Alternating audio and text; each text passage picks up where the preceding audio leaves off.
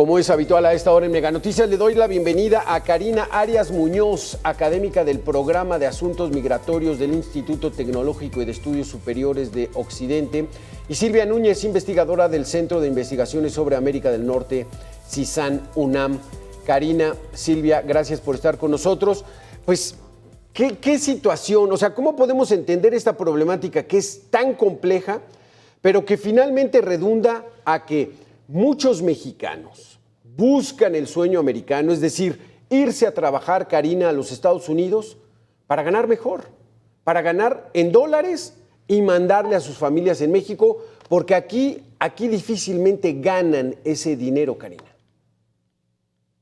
Gracias, Alberto, y un saludo a todas las personas que nos están viendo. En efecto, pues es justo empezar por ahí, ¿no? Por la necesidad de las personas, que las personas tienen de salir de sus lugares de origen, no solamente porque no encuentren la oportunidad de trabajar, sino incluso porque aún teniendo trabajo, pues la brecha salarial entre un país como México y Estados Unidos, y lo mismo hacia otros países de Centroamérica y Latinoamérica, pues sigue siendo muy grande, ¿no? A pesar de el TEMEC, a pesar de muchos esfuerzos y cuestiones ahí de acuerdos bilaterales, pues sigue siendo un polo de atracción el irse a Estados Unidos, trabajar y tener una mejor condición de vida, no solamente para las personas que migran, sino, como bien lo decías, para las personas que se quedan, para sus familias, familiares, en un término más amplio, y que finalmente también pues entramos en esta gran contradicción de este mundo y de este modelo económico, que es las personas que van y buscan persiguiendo ese ideal que se promueve, que se ha denominado el sueño americano, pero bueno, ¿Sí? que es este modo de vida. Ajá. Y que al final en muchas ocasiones no lo consiguen, y en muchas ocasiones también justo les rechazan ir buscando ese modelo. Pero digamos que sigue siendo conveniente, Silvia, y así creo que hay que decirlo, porque siguen yéndose. Se van mexicanos y ya se conocen el camino y ya tienen conocidos o propios familiares en los Estados Unidos, y para muchos es su proyecto de vida. O sea, les va mal, saben que van a ser discriminados, que los van a estar persiguiendo, que el no tener papeles les implica muchísimo problema, pero lo siguen haciendo, Silvia. ¿Por qué? Bueno, pues primero que nada, déjenme agradecerles la invitación al programa, y en seguimiento de lo que ha dicho mi colega, pues el asunto es que mientras México y Estados Unidos mantengan este enorme diferencial en términos del desarrollo entre ambos países, pues esta situación seguirá siendo activa. Es decir, lo que no hemos logrado construir es que el desarrollo de México sea lo suficientemente pujante como para empezar a contrarrestar esta enorme brecha. Ni siquiera se ha conseguido a través del Tratado de Libre Comercio. Se tenían muchas expectativas con relación al mismo, y solamente vimos crecer algunos sectores de la economía mexicana, al mismo tiempo que se estableció un programa de becas de visas muy interesantes llamadas TN en el marco del Tratado de Libre Comercio, pero que en realidad han sido pocas en términos de la dimensión de la cantidad de personas que estarían buscando oportunidades laborales en los Estados Unidos, pero por otra parte han sido orientadas sobre todo a los profesionales altamente calificados. Entonces, pues ahí también tenemos un enorme sesgo, porque aunque estas visas se suponía que estaban anclando más la integración de los tres países, pues en realidad cuando uno revisa en qué consisten, se da uno cuenta que, entre otras cosas, el trabajador mexicano que utiliza estas visas no va generando derechos en los Estados Unidos. Es decir, uno va y paga, sí tiene que pagar impuestos, pero no va acumulando años para transitar precisamente ni a la green card, a la residencia, y mucho menos a la posibilidad de la nacionalidad. Entonces creo que seguimos atorados, pero mientras el diferencial siga ahí, la búsqueda de mejores oportunidades, pues es una condición de la naturaleza humana, y es innegable el que tengan el derecho. Hay que tomar en cuenta también que entonces debemos construir aquí un entorno que garantice, que legitime el derecho a no migrar. Pero ¿cómo podemos entender, Karina, por ejemplo, la indignación de la presidenta de México, que dice es que los mexicanos han forjado la economía de los Estados Unidos, Y salen muchos videos que dicen, oye, si son los mejores trabajadores del mundo, ¿por qué no levantan a México y lo hacen una gran nación y una potencia mundial, Karina? Bueno, yo creo que es una combinación de muchos factores, como bien mencionaba Silvia, pues toda esta apuesta al Tratado de Libre Comercio, a un modelo económico que no ha generado ese desarrollo, que no está generando tampoco ni en los sectores donde está la gente, pues las posibilidades de tener no solamente un trabajo, sino un trabajo digno. Y ahí hablamos también de condiciones laborales, de derechos laborales Sí. que pues muchas personas no tienen en México, ¿no? Y que volvemos al tema de la brecha salarial y volvemos a que, pues aún si somos en México, pues muy trabajadores y muy comprometidos, pues finalmente no hay esas oportunidades tampoco de, si tienes un trabajo, de ir creciendo y lograr Claro. crecer junto con esa economía, ¿no? O sea, la movilidad social que te puede dar un trabajo en muchos sectores, pues es mínima, ¿no? Y entonces eso también, pues es parte de lo que se va la gente buscando a Estados Unidos, el Pero poder buscan, tener. ajá, buscan un trabajo digno o un salario digno, porque saben que van a ir a sufrir, que es a vivir 7, 8 personas en un propio departamento para repartirse los gastos, que van a trabajar con papeles chuecos que no les representa antigüedad y que solamente van por los dólares, Silvia. Y lo hacen, los mexicanos lo hacen muy bien. Y van a la construcción, van al campo, van a trabajar de mucamas, van a lavar trastes, van por el dinero, Silvia. A ver, yo sí discrepo, no podemos decir que ellos son los que han sostenido la economía de los Estados Unidos. Sí, hacen aportaciones de absoluta relevancia, pero sería exagerar decir que ellos son los que han levantado al país. Yo creo que hay que ser extremadamente cuidadosos en que el tema es tan complejo que no podemos hacer generalizaciones.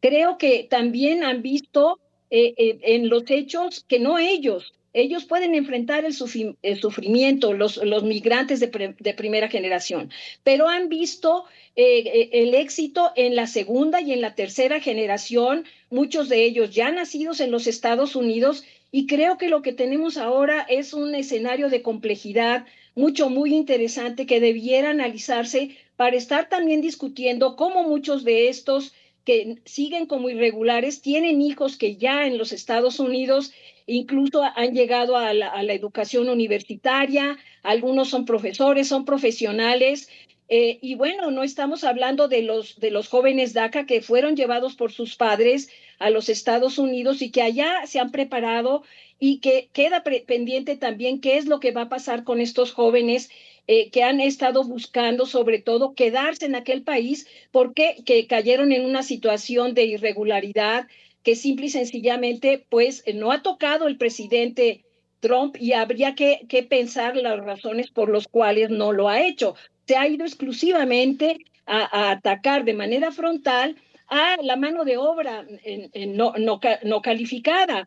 Pero hay que ver que muchos de los jóvenes DACA están ya haciendo actividades Sí. altamente especializadas y que están también corriendo el riesgo. Creo que hay que también reconocer que muchos mexicanos allá en Estados Unidos, y lo dicen claramente, han recibido mucho mayores apoyos de parte de los gobiernos estatales en los Estados Unidos. California es un claro ejemplo. Ni siquiera hemos avanzado, por ejemplo, en el reconocimiento de capacidades laborales, que me parece fundamental para muchos de los que están siendo deportados, y que también tomemos en cuenta que la mayoría de los que se quedaron allá y cayeron en esta situación de irregularidad no fueron personas que se fueron sin documentos. En realidad, la mayoría cruzaron con una visa de turista o cruzaron con una visa incluso de trabajo, y una vez que venció, se quedaron en Estados Unidos. Sí. Habíamos habitado una zona de confort porque a ellos no se les había amenazado ni tocado como ahora el presidente Trump está bien dispuesto a hacer, y hay aquí un cambio porque obviamente México también durante muchos años ha estado instalado en una zona de confort. Es muy cómodo tener millones de personas la dimensión de los mexicanos en Estados Unidos de origen. Son ya 37 millones de personas de origen mexicano. No hay ningún país en el mundo que tenga un fenómeno similar a lo que México tiene con Estados Unidos, y creo que hasta ahora tenemos una luz en el camino importante, porque siempre nos preguntábamos los expertos, ¿qué pasa con México que no es capaz de generar una condición especial para nuestros migrantes irregulares en los Estados Unidos? Parece ser que ahora la presidenta Sheinbaum está absolutamente decidida a hacerlo y a buscar que lo regularicen, y si el precio es que se tenga de ahora en adelante una migración circular, pues eso será de beneficio para los dos países. Pero ¿cómo lograrlo, Silvia? ¿Cómo ves esta situación, Karina Arias? La última regularización que hubo en los Estados Unidos fue en 1986 con la ley Simpson-Rodino. Regularizaron creo que a 5 millones de mexicanos que estaban en los Estados Unidos sin documentos para poder trabajar, y han pasado 40 años y ya no ha habido alguna fórmula. ¿Cómo hacerle, Karina? Bueno, creo que habrá que ir mucho más a profundidad en el cómo hacerlo. Creo que los números y las estadísticas nos pueden dar un indicio, ¿no? Hay quienes, por ejemplo, hablan de que si las personas pudieran tener un permiso para trabajar, es decir, si favorecemos esta regularización, pues simplemente su aporte a la economía crecería muchísimo más, ¿no? Entonces, por ejemplo, desde el lado, digamos, de esa parte, su contribución en términos de impuestos, ¿no? Que se hablaba más o menos en el 2023 de 90 millones de dólares, que podría incluso subir ese poder adquisitivo si las personas tienen pues mejores trabajos porque tienen una regularización, ¿no? Entonces, una es la parte digamos, de contribución al sistema tributario, y la otra, y que ya más o menos hay algunos indicios por ahí, ¿no? El decir, bueno, ¿qué pasa con sectores muy particulares como el sector de turismo, específicamente el sector restaurantero,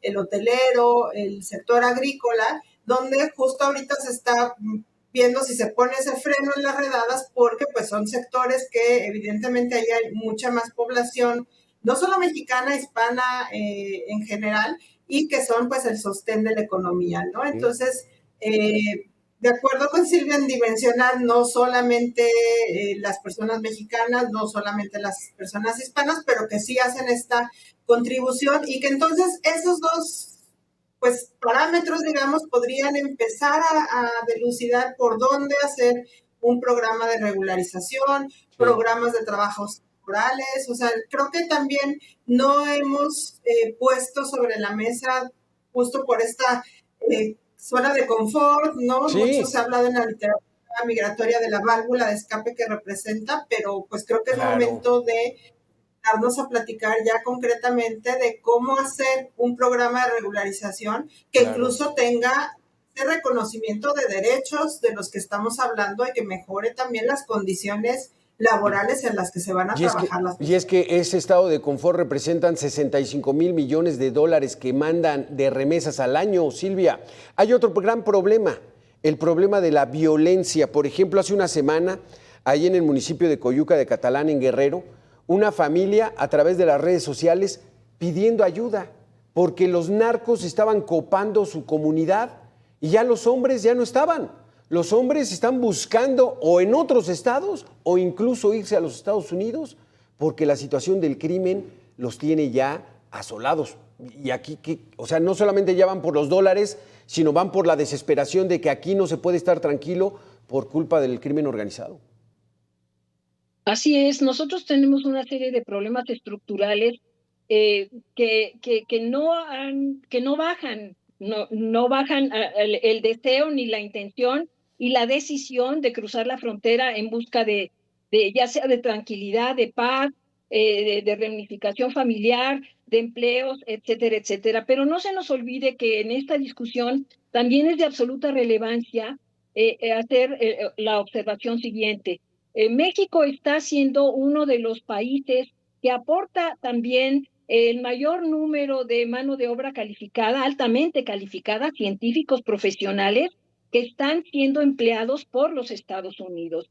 Y esta es un movimiento que, como es obviamente legítimo, porque Estados Unidos tiene políticas abiertas para recibir a personas que son que se dedican a las matemáticas, a la medicina, a las tecnologías, etcétera. Tienen criterios muy claros para ellos y saben que los mexicanos profesionales también son absolutamente espléndidos para desarrollar su trabajo. Y México no puede permitirse que por falta de inversiones en el desarrollo científico y tecnológico estemos viendo la salida de talentos de nuestro país, porque quienes entonces van a apuntalar también el futuro de este país y estamos viendo desplazados a cantidad de jóvenes que consideran que en México no tienen las oportunidades suficientes ni para ellos ni para sus familias y que prefieren apostar a los Estados Unidos pese a las condiciones de dificultad, porque las visas